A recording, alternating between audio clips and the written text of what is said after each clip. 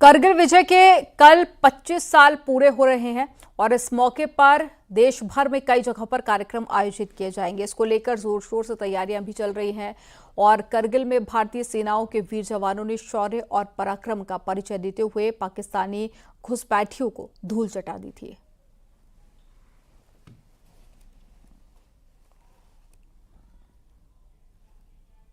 ठाकुर हमारे साथ में हैं। सर, 25 साल के बाद फिर आज हम चर्चा कर रहे हैं उन दिनों की जी, जो 25 साल पहले जिसको सोच कर भी कोई भी उसके रोंगटे खड़े हो जाते हैं। इसको आप कैसे देखते हैं? नहीं, पहले तो मैं ये कहना चाहूँगा, मैं हीरो नहीं हूँ। हीरो तो वो हैं जो 527 वीर योद्धा जो शहीद हुए हैं। हीरोज उनके परिवार हैं जिन्होंने भी मुश्किल झेली है और आज हम उनको 25 साल पर श्रद्धांजलि देते हैं, नमन करते हैं।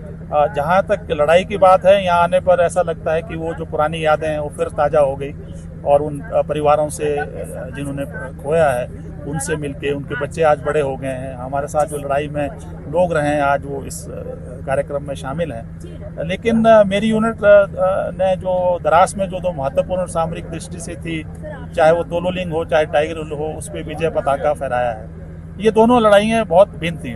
तोलोलिंग की जो सबसे पहली लड़ाई थी, उस हालात में तो ना तो दुश्मन के बारे में कोई खबर थी।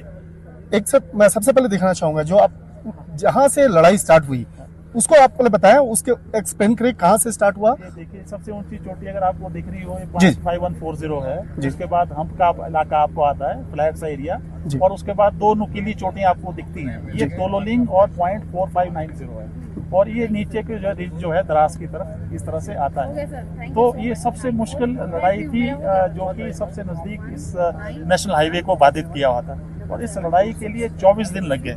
और शुरू में बताया कि यहाँ पे 5 से 6 पाकिस्तानी हो सकते हैं मुजाहिदीन, और बाद में यहाँ पर कंपनी थी। और ये जो अगर मैं इधर आपकी नजर ले जाऊँ, ये टाइगर हिल है। आप ये देखिए, सबसे ऊंची चोटी जो पूरी द्रास को डोमिनेट कर सकती है। इसके ऊपर आर्टिलरी के ओपी थे जो कंटिन्यूसली द्रास के ऊपर फायर करते थे और जो हमारी कॉन्वाइज थी लॉजिस्टिक की जो लेके जाती थी वो बाधित थी। तो इन दोनों चोटियों पे 18 ग्रेनेडियर्स को विजय पताका फहराने का एक मौका मिला और जिसके लिए 34 जो रणबांकुरे हैं 18 ग्रेनेडियर्स को खोने पड़े। वैसे तो पूरी कारगिल लड़ाई में 527 योद्धाओं ने अपने प्राणों की आहुति दी है। सर, बत्रा टॉप की अगर बात करें और खासतौर पे आप हिमाचल से हैं तो तमाम चीजों को भी समझेंगे। कई ऐसे योद्धा थे, चाहे हालांकि पूरा देश के तमाम योद्धा जो अलग अलग जो सेक्टर से जो संबंध रखते हैं, अलग अलग जगहों से आते हैं, लेकिन किस तरह से पूरा, चाहे बत्रा टॉप की बात करें या पूरे इस नेशनल हाईवे को किस तरह से काटने की एक तैयारी, साजिश जो है वो पाकिस्तान।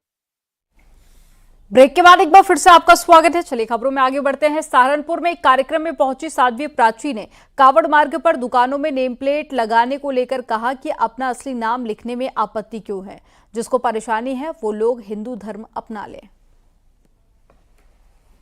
अच्छा फैसला था। और जब